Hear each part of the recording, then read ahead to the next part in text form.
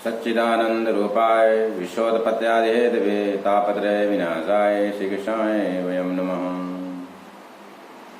जय श्री राधे कृष्ण। सज्जनों, आज मैं ब्राह्मण या और भी जो वर्ण हैं जो यज्ञोपवीत धारण करते हैं उनके लिए मैं बोलूँगा, खासकर ब्राह्मण के लिए। जो जिसने भी यज्ञोपवीत अपना कराया है, जिन्हें उदाहरण किया है, द्वित्व को धारण किया है, वो संध्या जरूर करे। संध्या त्रिकाल संध्या होती है, त्रिकाल नहीं कर सकता तो 2 काल की करे, प्रातःकाल और सायंकाल।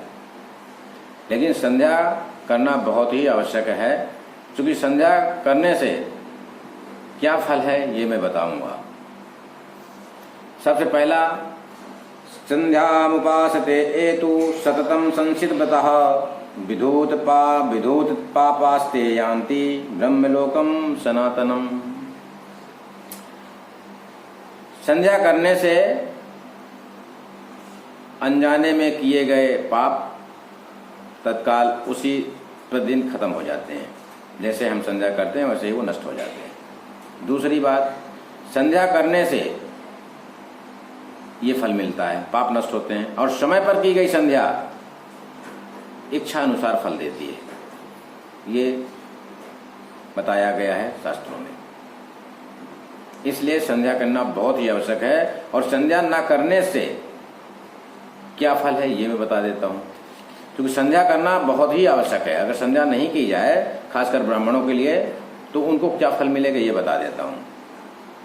संध्या एन ना विज्ञाता संध्या एनानुपासितः जीवो मानो भवे क्षुद्रो मृतः स्वा च अभिजायते। ब्राह्मण जो संध्या नहीं करता वो जीते जी शूद्र के समान है, और मरने के बाद कुत्ते आदि की योनि उसको प्राप्त होती है। ये ब्राह्मण के लिए बताया गया है। इसलिए खासकर ब्राह्मण इसीलिए भगवान को सबसे ज्यादा प्रिय है, क्योंकि संध्या जो ब्राह्मण करता है वो भगवान को बहुत ही प्रिय होता है। और संध्या करने वाला ब्राह्मण निष्पाप रहता है, और जब पाप ही नहीं होता तो उसे फिर अन्य योनियों में भटकने का कोई मतलब ही नहीं है। इसलिए ब्राह्मण को संध्या करना चाहिए। और संध्या जो होती है त्रिकाल, प्रातः काल की संध्या ब्रह्मा, द्वितीय काल की संध्या, मध्याह्न काल की जो संध्या विष्णु के लिए होती है, और सायंकाल की जो संध्या तीसरी संध्या है वो भगवान शिव को समर्पित है। इसलिए संध्या अवश्य करें। अगर 3 काल की करें तो बहुत ही अच्छा, नहीं कर सकते तो 2 काल की संध्या अवश्य करें। और संध्या करने का फल मैंने अभी आपको बताया कि ये संध्या प्राप्त होता है। और संध्या से जो हीन है ब्राह्मण, उनको आप जान लीजिए कोई भी फल, पुण्य कर्म करने का कोई भी फल प्राप्त नहीं होता।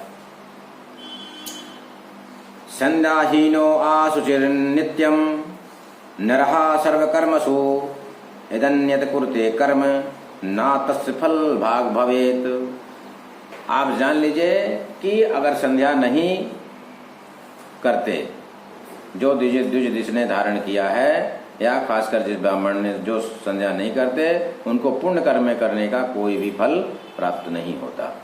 इसलिए संध्या अवश्य करें। और जिनको संध्या करना आता है वो अवश्य करें। जिनको जो सीख सकते हैं वो सीख कर करें, और जो नहीं सीख सकते वो कम से कम सूर्य को अर्घ्य दें और गायत्री का 1 माला जप अवश्य करें। संध्या में विधान है, उसकी विधि है, उसी अनुसार ही करना चाहिए। पर अगर नहीं कर सकते तो इतना अवश्य करें। संध्या का मूल क्या है? सूर्य को अर्घ्य देना और गायत्री का जप करना। आज मैं आपको इतनी जानकारी दूंगा। अगर संध्या सीखना है या संध्या कैसे की जाती है तो आप कमेंट कर पूछ सकते हैं और जानकारी ले सकते हैं।